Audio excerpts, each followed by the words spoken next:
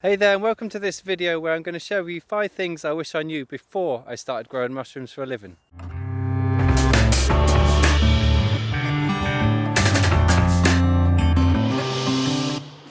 So I started growing mushrooms around about 2007 or 2008, and at the time it was basically a hobby. I just loved foraging for mushrooms, and I went into the shop one day and just kind of got interested in how the mushrooms on the shelves were actually grown.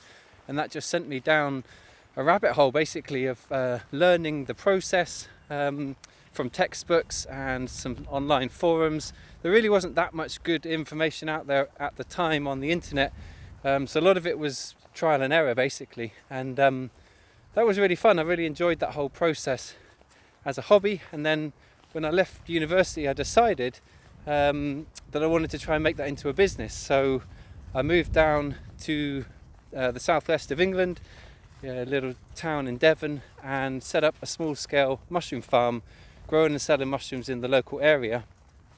And around about 2 years or so into that, I met Eric, who I now run GroCycle with, and the two of us kind of went down a path of trying to simplify how to grow mushrooms and make it an easier process, a little bit less labour intensive. And we began to focus on growing on different types of substrate, like growing on straw and coffee grounds, and this has really been the focus of our work for the years ever since. For a while we ran a mushroom farm in the city. We set up an urban mushroom farm, growing mushrooms on coffee in the city, and that was a great project that we ran for a few years, and as time's gone on we've added additional stuff to our business, so we make and sell grow kits, and we also teach workshops and courses as well.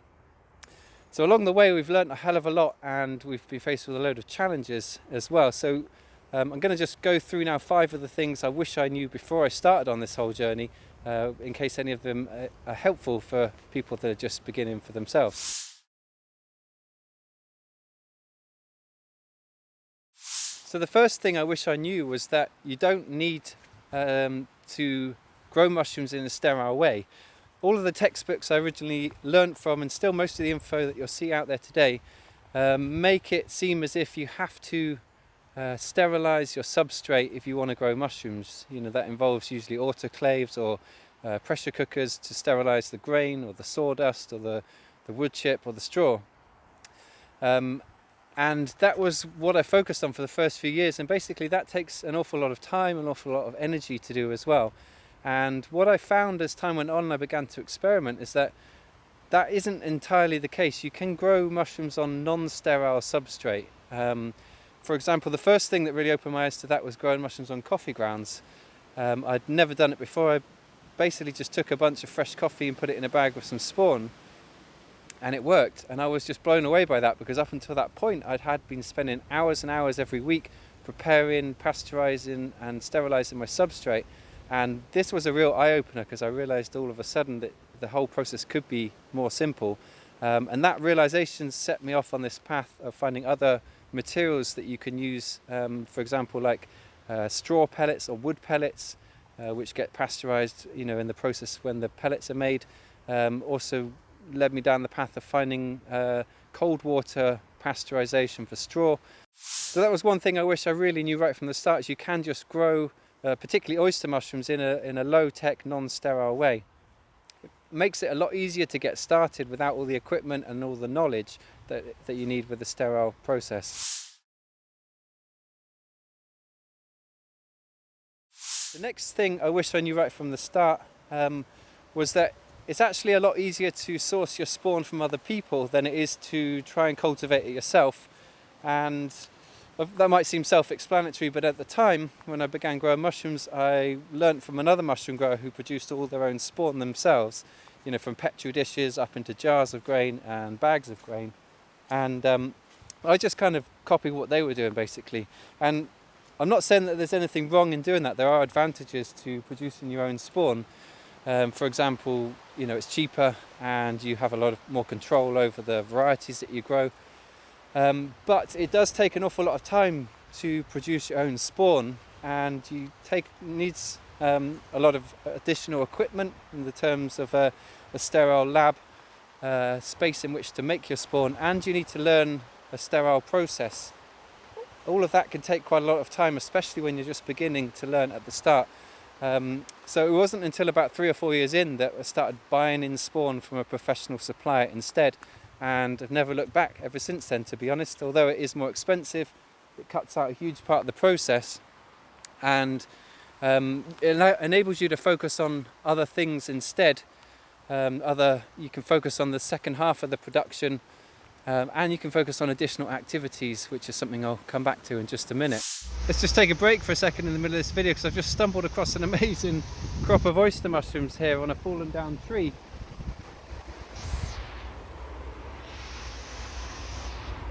There's some at the top there and some more just down below here, and a pretty big crop, as you can see, compared to the size of my hand. So I'm going to harvest these now and take them home for my dinner, then we can get back to the video. There you go, look at those beauties. So I'll take this lot, I'll leave the rest on the tree. Something you should always do if you pick mushrooms in the wild: leave at least a third or a half of whatever you find there in order for them to spread their spores on for the next lot. Alright, let's get back to the video.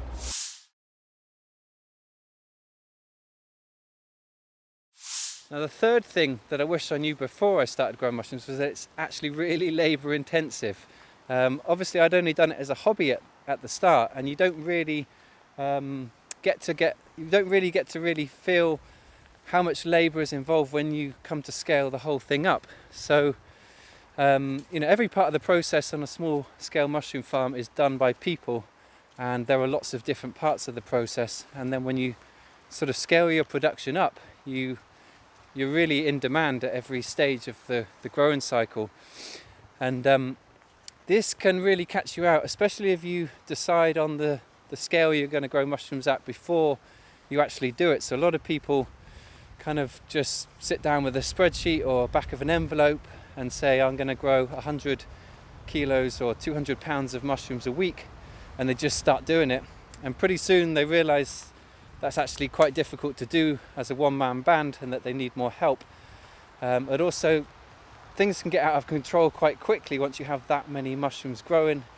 You know, they don't stop. You have to harvest them and get them on time, and then you need to go and obviously supply them to your customers as well.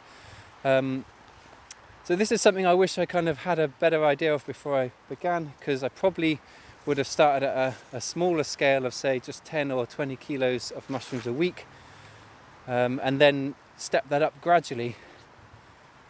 It would have been a lot easier way into the process, and you get a chance to learn all the intricacies of your production before you scale it up and end up kind of coming unstuck, which was just the sheer amount of work that's going on. So I actually think for most people that it's more suitable to grow mushrooms as a kind of a smaller scale part-time or hobby farm, rather than a large scale commercial mushroom farm. But I'll come back to talk a bit more about that in just a minute. So the fourth thing I wish I knew before I started growing mushrooms for a living was that it's really important to get your customers lined up before you go into it in a big way. I had this impression that if I could just work out how to grow the mushrooms and get that sorted, that was the most difficult step. But actually, and I've heard this from many other food growers as well, the most difficult step often is selling your produce. This is not such a problem if you're just growing, you know, smaller amounts, because it's quite easy to find just a few places to supply. But if you start growing 100 kilograms of mushrooms a week, about 200 pounds of mushrooms, then you know that's a lot of outlets that you need to supply, and that actually can end up taking up quite a lot of time, just finding the places to sell to that will give you a decent price, but also managing the relationship with each place as well, ringing them up every week to check, you know, what kind of order they want to place, packing up all the orders, taking it to them. And if you're not careful, if you have customers who aren't particularly committed to buying from you, you know, they just chop and change their orders every week, maybe they just stop buying from you without any notice, for example, this can cause a lot of problems. So I think it's easy to underestimate the importance of marketing and selling your produce as a small-scale mushroom farmer, and that probably goes for all small-scale food production. It's certainly something I've heard time and time again. So basically the lesson I wish I knew there was to focus and spend a lot more time on knowing who I was going to sell the mushrooms to before I started growing them.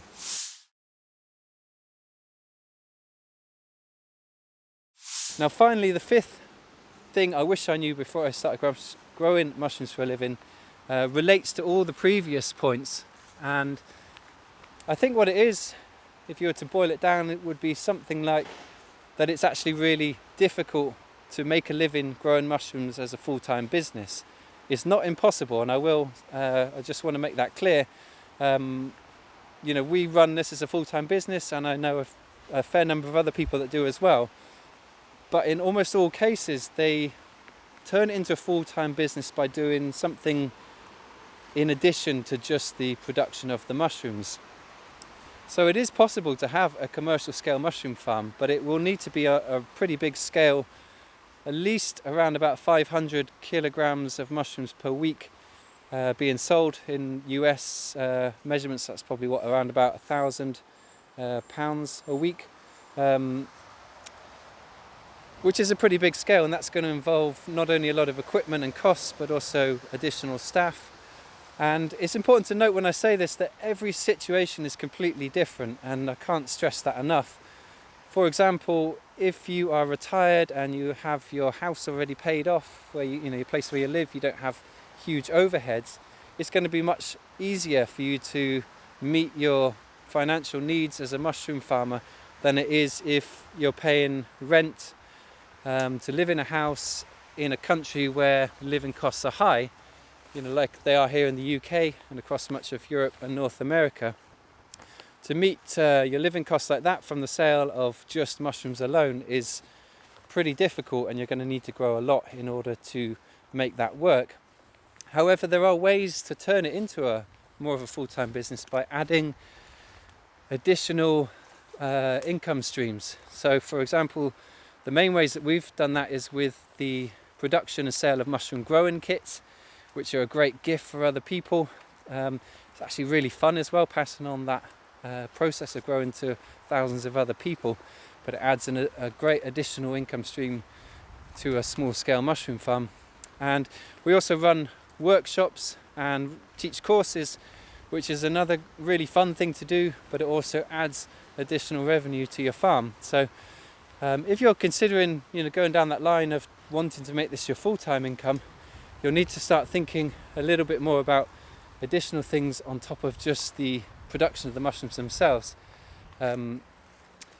So this kind of goes back to what I was saying earlier. I think for the vast majority of people, you'd be best off approaching growing mushrooms as a sideline business or a part-time business or a hobby project, or as part of a community farm. We've seen a fair few examples like that.